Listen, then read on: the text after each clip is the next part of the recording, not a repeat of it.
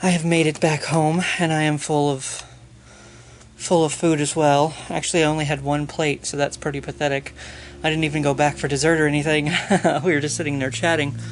Whew, it's like 70 something out there. I know it's like 75 in the house. And it's funny.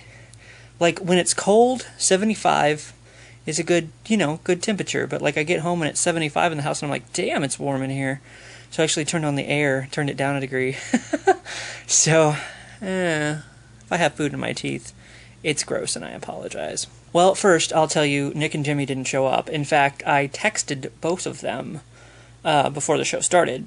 And, which I foiled again. Like, I was like, oh, nobody said anything to me when I brought my, I had my camera in my hand, and like 2 people saw me with it. Actually, when I went in, the guy was like, live long and prosper. And I was like, yeah, you too. And, probably because of my shirt. Maybe. But yeah, like, there was 2 of them at the door, and they saw me with my camera. They had to have. It was like right there in my hand, and the guy was taking my ticket and stuff. So I got to film a little bit before, obviously. And then, as the show was starting, they're like, turn off your 2-dimensional image capture devices or whatever the hell it was they said. And I was like, damn it! But at least I got to show you guys the stage and all that stuff. And, yeah, I sent Nick and Jimmy a text message. I haven't heard back from Jimmy yet at all. But Nick, turned off my phone for the thing. And when I turned it back on, I had a text from Nick saying something about our who all where or whatever. And it's just like, I have texted and emailed you about this multiple times. If you can't remember the date, I'm not your mama. I'm sorry. I'm not gonna remember for you or remind you any more than I already have. If you can't like write it down or remember, sorry, not gonna do it. I haven't had a chance to see you in person, but I'll let you know. If I don't see you before this vlog or remember, or if this doesn't get brought up in conversation before then, that'll be the first you hear of it, but whatever. But yeah, the show was good. I enjoyed it. It is very, and I had a feeling when they talked about, it is kind of for kids, but it's also for adults too. It's kind of one of those things like kids of all ages can enjoy it, or just, actually there was one guy, I thought he was in the production and I almost filmed him, but I didn't grab the camera fast enough, but he actually came dressed up in like the Star Trek. It actually looked more, I guess, the Next Generation or maybe Voyager. I don't know. It just had like the red, like all of from down here was like black, but it had like the red on the shoulders. I don't know. Like, I don't think, because I think on the Next Generation they had red, whatever color they were on their chest too. It might, or Deep Space Nine or Voyager, or it might have been one of those. I don't know. I haven't really, like, I'm not really much of a Star Trek person, but it's kind of one of those things, like, I'm in the, and I mean this as a complete and honest, a compliment.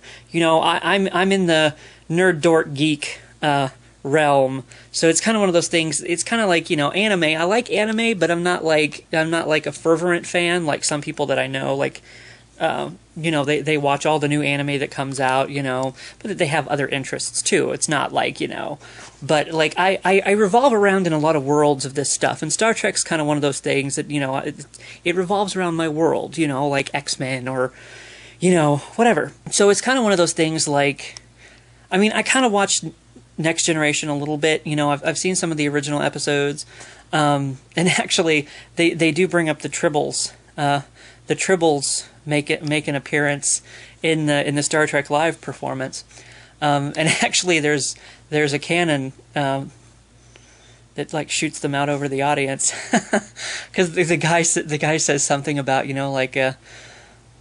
like, oh, how fast can they multiply or whatever, and then they like shoot out of there's like a whole bunch of them that just shoot out over the crowd, and then that's another one of the audience participation things is all the little kids go out and pick them up. And actually there was one that a kid found, because after the thing was over they had a question and answer session, and like I saw the kid behind me with one of the Tribbles, and he was kind of like, like, what do I do with this, you know? And I think I even heard him talking to his mom or grandma or whoever was with him. She's like, well, you know, just bring it to him after the show or whatever, you know, just after it's over. Don't bug him right now. Just take it back to him when the show's over. You know, and actually in the Q&A session, somebody asked a question about the Tribbles. Like, I think they asked if the Tribbles from Vulcan, because there was two characters. Well, there's other characters, but there's two live characters that are on the stage. The other ones pop up in the view screen, you know. I think one of them asked, are Tribbles from Vulcan? And the girl was, you know, the lady was looking out over the crowd, and she says something about, in fact, I see one kid, or, you know, I see one of the cadets with a Tribble. So he ended up bringing it up to the stage then. But it's kid-oriented because, you know, they're trying to get kids interested in science. And that's one of the things that Katie said, because Matt was saying something about how he thought it would be cool if she was, you know, brought up to stage for it. He's like, I'd like to get pictures of you, you know, up there on stage. And as it turns out, he wouldn't have got pictures anyway because, you know, you weren't supposed to use cameras or whatever. But she was like, no, she's like, you know, there's a bunch of kids up there, you know. She's like, let them go up and get interested in science, you know, like... So it was more set up for that, but you know it was enjoyable for adults too. You know, there was a good storyline. You know, in a way, you know, they kind of they actually showed a scene from the new Star Trek movie. You know, with Chris Pine and Siler and all them. Excuse me. I'm talking too much about it.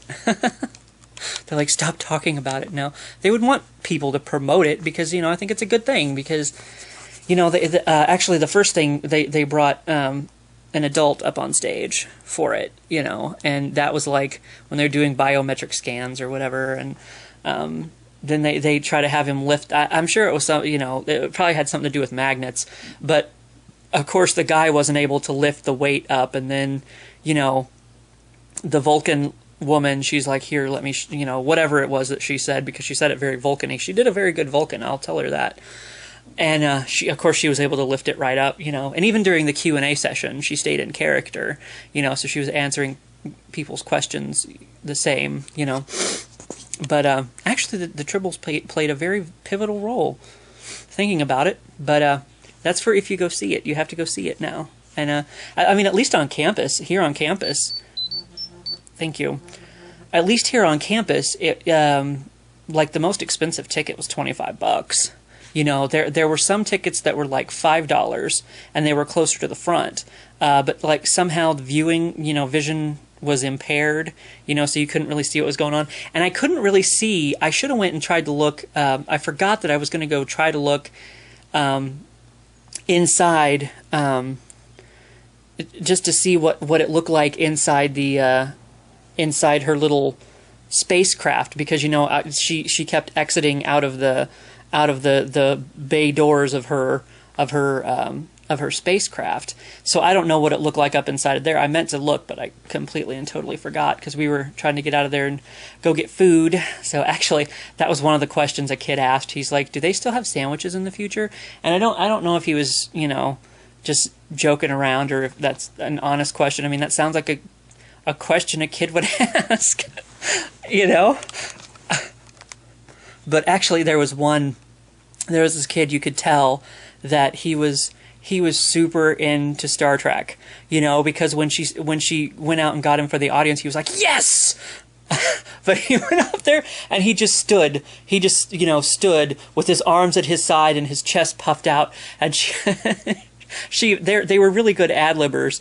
Of course, you would have to be in a show with kids, but she was like, "You have very good posture, cadet," because he was totally into it, you know. So it was really adorable, you know, getting the kids involved. And it's like Matt said, you know, apparently it was more kid-oriented than he thought it was going to be. But he's like, that was actually, you know, was the best parts is when they brought the kids up on stage, you know, because you never know how kids are going to react.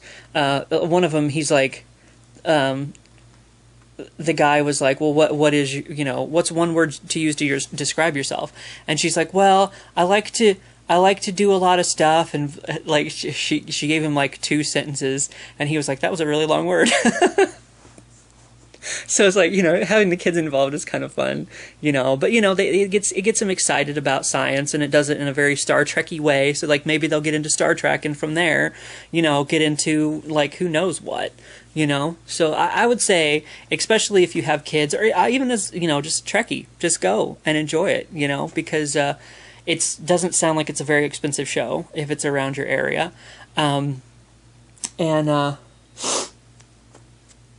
You know, it was fun. It was enjoyable, you know, and there were some good laughs in it, you know. Like, a lot of it came from, actually there was this one question a kid asked at the Q&A session, something about what galaxy is closest to ours, and you could tell they totally didn't know the answer.